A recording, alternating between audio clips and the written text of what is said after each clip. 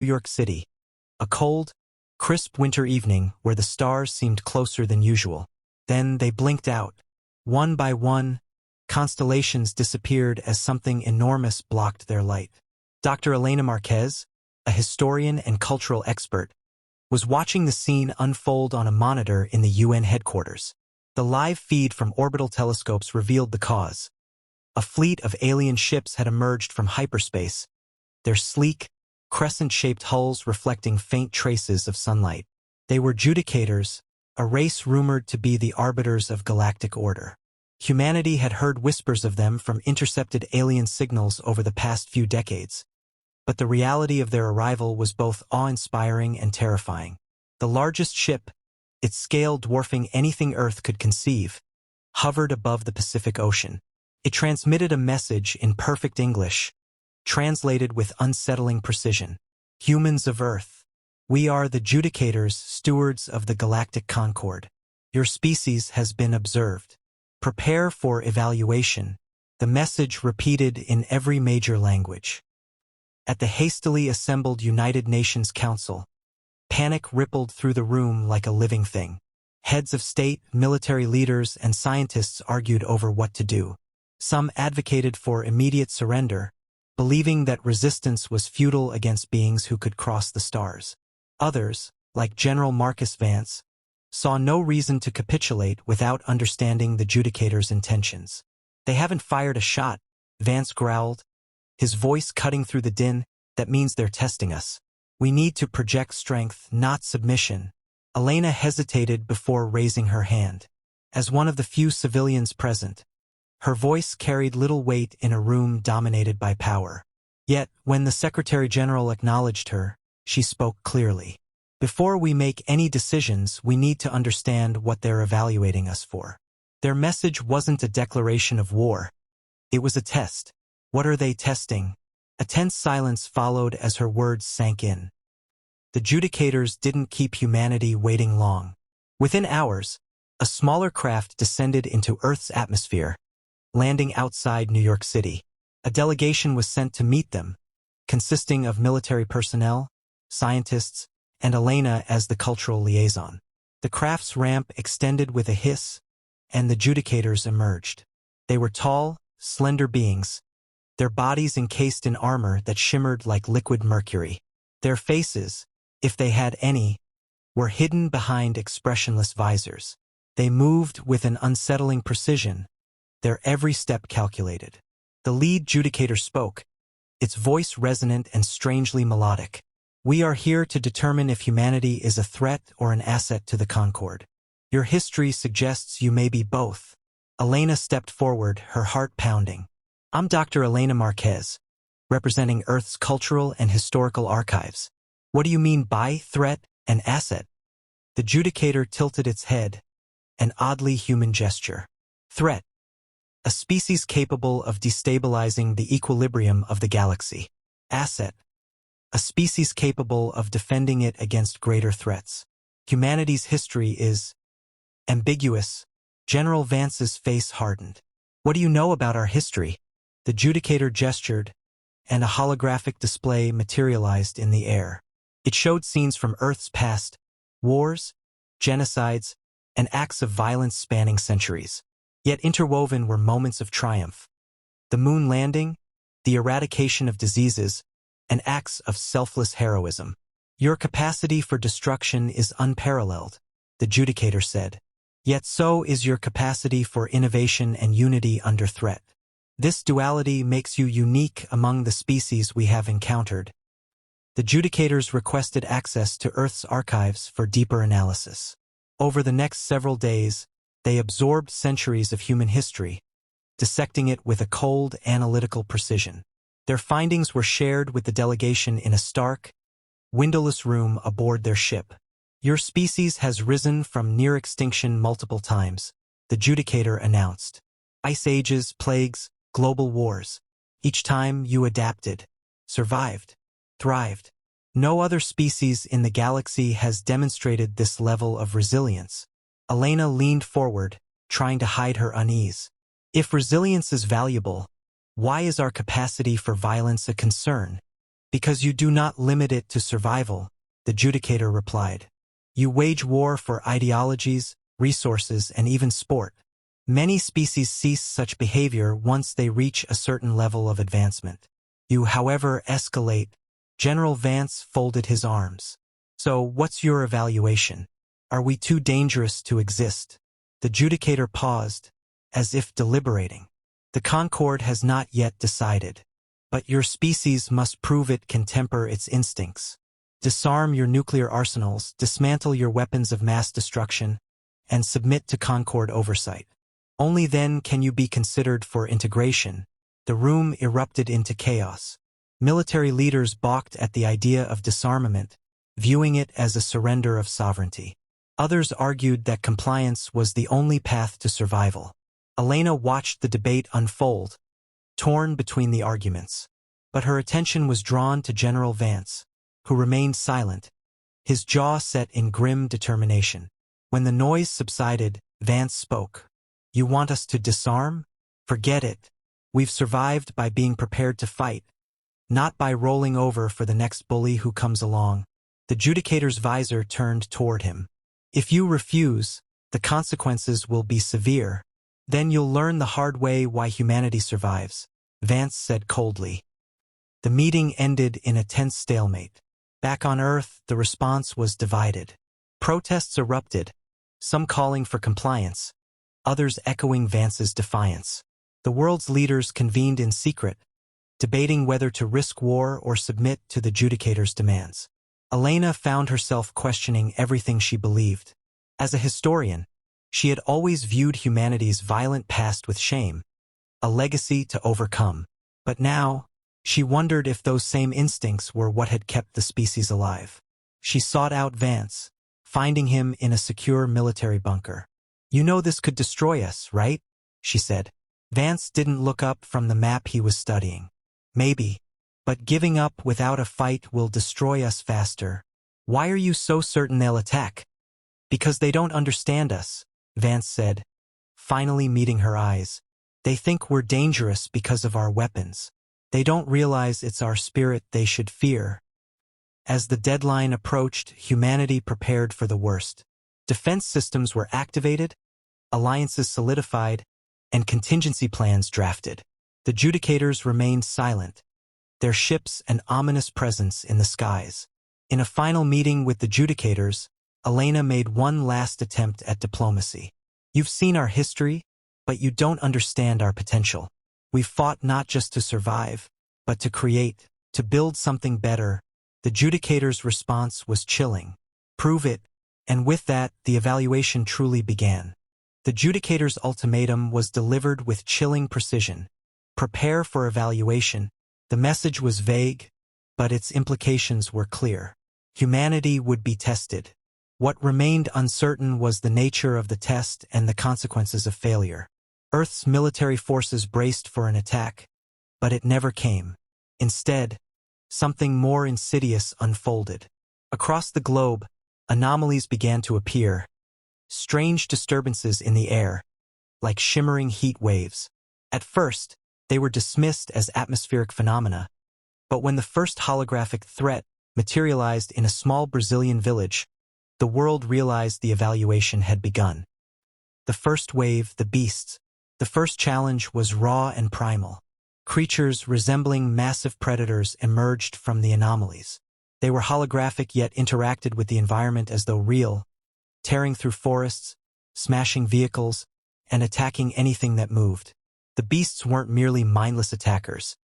They displayed cunning, coordination, and an uncanny ability to adapt to human countermeasures. In the Amazon rainforest, a group of local hunters attempted to outflank one of the creatures using guerrilla tactics, only to find themselves ambushed by it instead.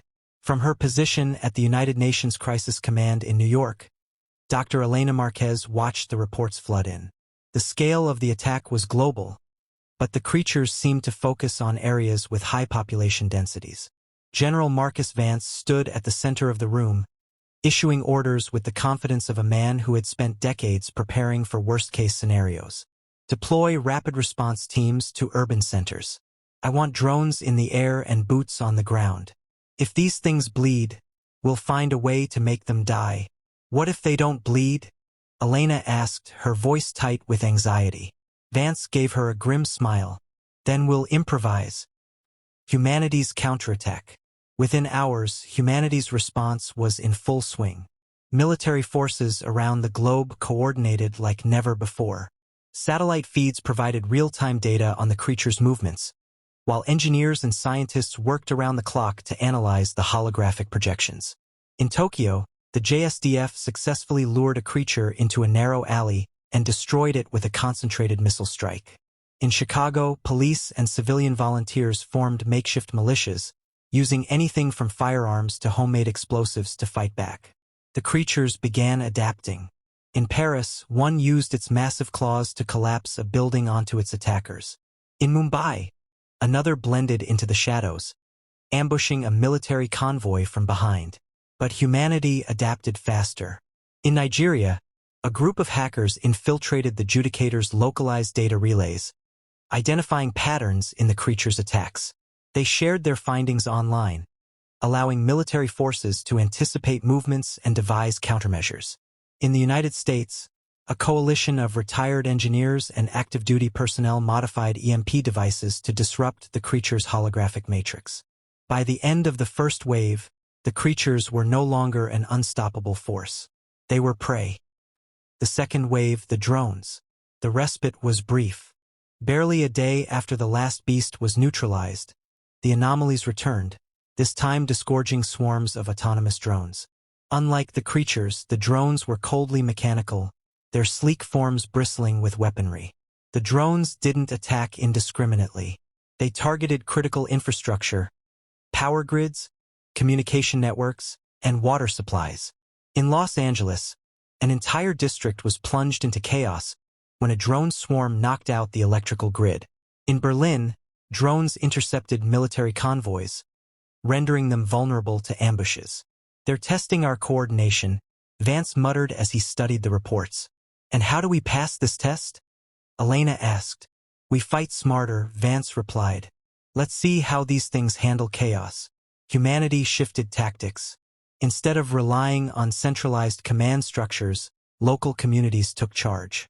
Civilians worked alongside military forces, using underground communication networks and old-fashioned ingenuity to stay one step ahead of the drones.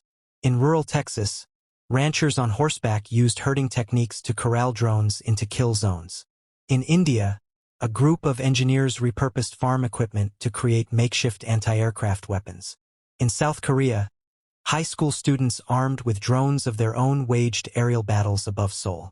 The Judicator's drones were advanced, but they lacked the one thing humanity had in abundance: creativity. The turning point. By the third day of the evaluation, humanity had not only survived but was actively turning the tide. The creatures and drones had pushed humanity to the brink, but in doing so, they had awakened a unity and ingenuity unseen in centuries. General Vance addressed the global coalition via a secure broadcast. "The Judicators underestimated us. They thought they could break us with their tests. What they didn't count on was our ability to adapt, to turn their challenges into opportunities. This isn't just a test anymore.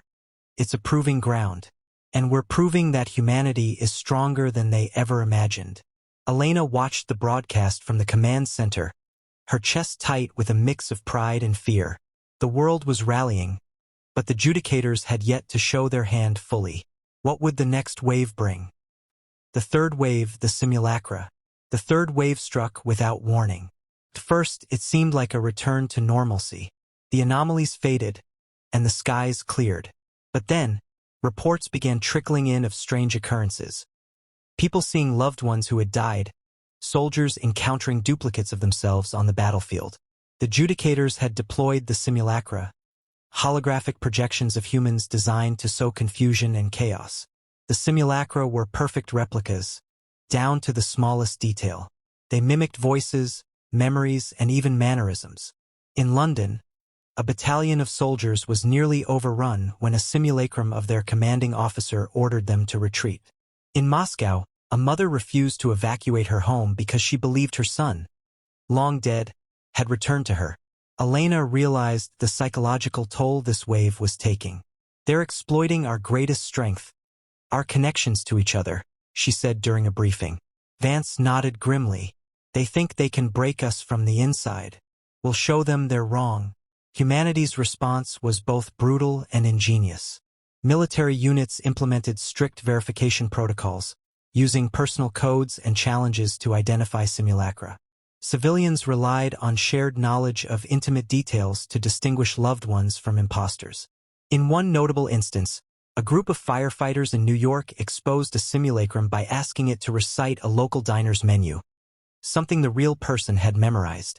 By the end of the third wave, the simulacra were neutralized. Humanity had passed another test, but the toll was heavy.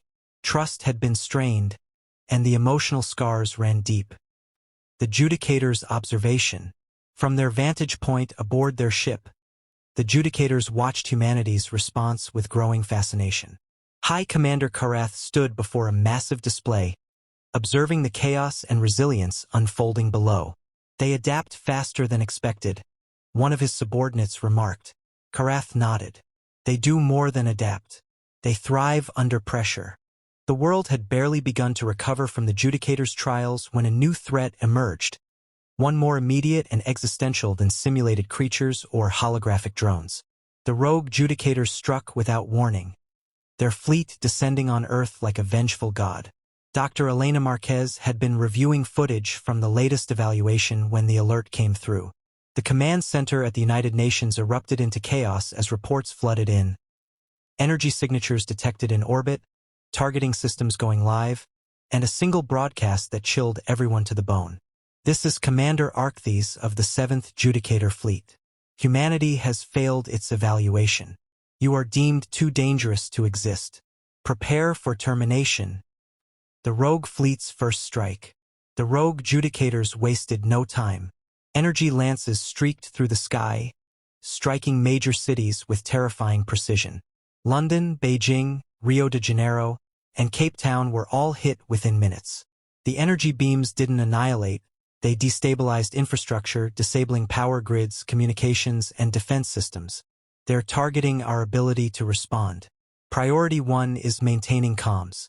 Priority 2, counterattack. I don't care if you're throwing rocks. Make them regret coming here. Earth's militaries mobilized in a way that hadn't been seen since World War II. Fighter jets scrambled, missile silos opened, and submarines surfaced, their torpedo bays ready.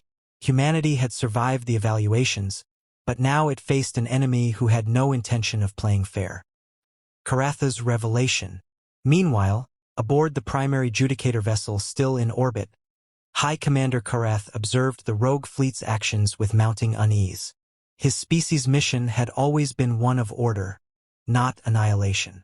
This rogue action, driven by fear rather than logic, was a violation of the Concord's principles. These actions do not represent the will of the Concord, he said, his voice uncharacteristically strained. Arkthes and his fleet act on their own authority, fearing what humanity might become. You mean they're afraid of us? Elena said, her voice tinged with disbelief. Not of what you are now, Karath replied, but of what you will become. Your potential terrifies them. Elena exchanged a glance with General Vance, who had accompanied her. His expression was grim. Can you stop them? Karath hesitated. Our laws forbid interference. But I can provide information, a way to level the playing field. Humanity's counterattack. Armed with Karatha's intelligence, Earth's forces launched a coordinated counterattack. The rogue Judicator fleet had advanced weaponry and shielding, but they weren't invincible. Karath had shared the fleet's weaknesses. A reliance on centralized AI systems for coordination and a vulnerability to electromagnetic interference.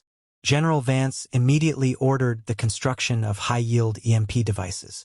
Across the globe, engineers and scientists worked around the clock, repurposing old technology. The first counterstrike came from a coalition of NATO forces. Using Karatha's data, they identified a critical weakness in the rogue fleet's flagship and deployed a squadron of stealth bombers to deliver a concentrated EMP burst. The attack worked. The flagship's shields flickered, and its targeting systems faltered. Humanity pressed the advantage. In a daring mission over the Pacific Ocean, a team of fighter pilots lured a Judicator destroyer into an ambush. Armed with surface-to-air missiles retrofitted to penetrate alien shielding, the destroyer was disabled, crashing into the ocean in a fiery blaze. Civilian militias also played a role. In Lagos, a group of engineers repurposed an old radio tower to jam the communications of a Judicator drone swarm. In rural Australia, farmers equipped their tractors with explosives, turning them into makeshift landmines to protect their towns. The Lunar Gambit. The war reached its climax on the Moon. The rogue fleet had established a temporary command post on its surface, using the lunar terrain to shield themselves from Earth's detection systems. Humanity, however, was one step ahead. A multinational task force was assembled to infiltrate the lunar base. The team included elite operatives from the United States, Russia, China, and India, as well as a handful of civilian experts in alien technology. Their mission, to disable the rogue fleet's command AI, which controlled the coordination of their entire assault. The operation, codenamed Lunar Gambit, was launched with precision. Using stealth shuttles and cloaking technology reverse-engineered from alien wreckage, the team landed on the far side of the Moon undetected. Inside the Judicator base, they encountered fierce resistance. The rogue Judicators had deployed automated defenses and robotic sentries, but the human operatives' ingenuity prevailed. They used misdirection, explosives, and hacking to dismantle the defenses one by one. The final challenge was breaching the AI core itself. Dr. Anika Shah, a brilliant Indian computer scientist, managed to bypass the alien security protocols, uploading a virus designed to overload the AI systems. As the core began to destabilize, the operatives narrowly escaped, boarding their shuttle just as the base erupted in a massive explosion. Victory and sacrifice. With the AI destroyed, the rogue fleet's coordination fell apart. Their ships became disorganized, unable to mount a cohesive defense. Earth's forces exploited this weakness, launching a final assault that crippled the remaining vessels. But the victory came at a cost. Thousands of lives were lost during the attacks on Earth, and many cities were left in ruins. The war that had never been declared had exacted a heavy toll. Elena watched the aftermath from the command center, her heart heavy. "We won," she said softly, though the words felt hollow. "At what price?" Vance asked, his voice laden with weariness. "They wanted to see if we were dangerous. I think we just proved them right." Karatha's final act. After the rogue fleet's defeat, Karath requested a meeting with Earth's leaders. In a rare gesture of humility, he removed his visor, revealing a face that was both alien and strangely human in its expression. "Humanity has survived where many would have fallen," he said. "You have shown the strength of your spirit, but also the peril of your potential. I will ensure the Concord learns of your resilience, not just your capacity for war." Elena stepped forward. "And what happens now? Will they come back?" Karatha's gaze was inscrutable. "That depends on what you become. For now, humanity has earned its place as a provisional member of the Concord. But the galaxy will be watching." A new chapter. As the Judicator's ships departed, Earth was left to rebuild. The scars of the rogue attack were visible in every shattered city and grieving family, but so was humanity's resilience. Elena stood on the observation deck of the newly rebuilt UN headquarters, watching the stars. "They're afraid of us because of what we might become," she murmured to Vance, who stood beside her. "And what's that?" he asked. She smiled faintly. "The galaxy's most terrifying warrior species." Vance nodded. "Let's hope we prove we can be more than that." And so, humanity's story in the stars began, not as conquerors but as survivors. And the galaxy, whether it knew it or not, had gained an ally that would fight for its future with the same tenacity that had saved Earth. The dust had barely settled on Earth.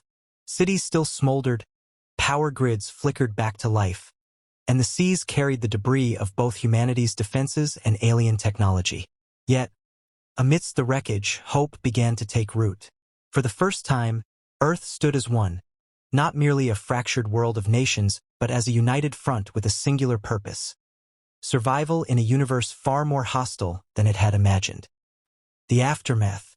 Beside him, Dr. Elena Marquez nodded. No, it's the beginning. We've proven we can survive, but survival isn't enough.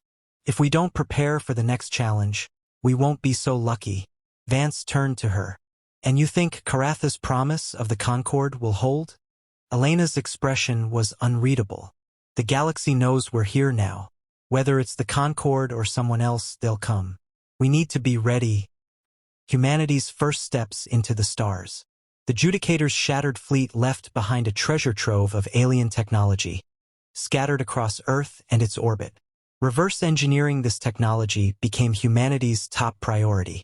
At a makeshift research facility in the Nevada desert, scientists worked around the clock to analyze the wreckage. Elena, now serving as the head of the newly formed Global Defense Initiative, GDI, oversaw the efforts. Start with propulsion systems, she ordered during a briefing. We need to get off this planet. Defense systems come next. Shields, weaponry, anything we can use to protect ourselves. Progress came quickly. Within months, engineers had developed Earth's first functional faster-than-light, FTL, drive, cobbled together from Judicator schematics. The breakthrough came from Dr. Anika Shah, the same scientist who had disabled the rogue AI on the moon. In a global broadcast, the first human-made FTL vessel, the Unity, was unveiled. It was a patchwork of human ingenuity and alien technology, a symbol of Earth's resilience. This is more than a ship, Elena said during the unveiling. It's a declaration. Humanity will not hide. We will explore, we will learn, and we will defend our place in this galaxy. The Concord's return. As humanity rebuilt, the Concorde sent its emissaries. A small delegation arrived aboard a sleek, impossibly elegant starship that hovered silently above the United Nations building in Geneva. Karath was among them, his imposing figure still radiating authority, though his tone was notably softer. Humanity has shown remarkable tenacity, he began, addressing the Global Council. The Concord acknowledges your provisional membership, but understand this, membership is not protection. It is scrutiny. The galaxy will watch your actions carefully. The Concord offered humanity access to limited galactic resources, diplomatic channels, trade opportunities, and a shared database of non-classified knowledge. However, these privileges came with conditions. Earth could not expand its military unchecked, and any actions deemed aggressive toward other species would be met with immediate consequences. Humanity's diplomatic challenges. The first diplomatic test came quickly. A neighboring species, the Zyphar Coalition, protested humanity's inclusion in the Concord, arguing that Earth's history of war made it a dangerous addition to the galactic stage. Representatives from the Zyphar, a species of reptilian humanoids, arrived on Earth, their delegation bristling with suspicion. Ambassador Ralvesh of the Zyphar faced Elena during tense negotiations. Your species destroyed itself repeatedly before you even knew of the stars. What guarantee do we have that you won't bring that chaos to the galaxy? Elena met his gaze evenly. We've made mistakes, but every species has. The difference is we learn from them. When the Judicators attacked us, we united. When we faced extinction, we adapted. That's our strength. The negotiations were difficult, but Earth's representatives managed to secure a tentative alliance with the Zyphar by offering assistance with a resource shortage on one of their colonies. Humanity's willingness to help, even under scrutiny, began to shift perceptions. The shadow of the rogues. Despite the progress, not all threats were external. A faction within humanity, calling themselves the Eclipse, began to rise. They believed Earth should reject the Concord, viewing it as an oppressive system designed to keep emerging species subjugated. The Eclipse operated in the shadows, sabotaging diplomatic efforts and stealing alien technology for their own purposes. Their leader, a former military officer named Adrian Kane, was a charismatic figure who argued that humanity's survival depended on strength, not alliances. We are the galaxy's apex predator, Kane declared in a broadcast. We don't need their approval. We take what we need and crush anyone who stands in our way. Elena and Vance recognized the danger the Eclipse posed. Not only did they risk undermining Earth's fragile alliances, but their actions could provoke the Concord into retaliation. "We can't fight a war on two fronts," Vance said during a crisis meeting. "If the eclipse escalates, we could lose everything we've built." Elena nodded grimly. "We need to stop them before they start a war we can't win." The final test. The climax came when the eclipse staged an attack on a Concord diplomatic envoy. The incident threatened to undo all of humanity's progress, as several Concord species demanded Earth's immediate expulsion. Elena and Vance led a joint military diplomatic effort to dismantle the eclipse before further damage could be done. Using intelligence gathered from Karath and their own networks, they tracked the group to a hidden base in the asteroid belt. The operation to neutralize the eclipse was swift and brutal. Special forces infiltrated the base, disabling its defenses and capturing Kane. The rogue leader's trial was broadcast across the galaxy, demonstrating Earth's commitment to accountability. Elena addressed the Concord Council directly after the operation. "We don't claim to be perfect, but we will hold ourselves to the standards we expect from others. Humanity has fought for its place in the stars, and will continue to prove we deserve it." A new era. With the eclipse dismantled and Earth's alliances solidified, humanity entered a new chapter. The Unity embarked on its maiden voyage, carrying a crew of humans and aliens alike to explore uncharted regions of the galaxy. On Earth, the scars of the Judicator attack began to heal, replaced by the gleaming towers of rebuilt cities and the hum of innovation. The Global Defense Initiative evolved into the United Earth Directorate (UED), a governing body that balanced Earth's security with its diplomatic obligations. In a final meeting with Karath, Elena asked a question that had lingered in her mind. "Why did you help us?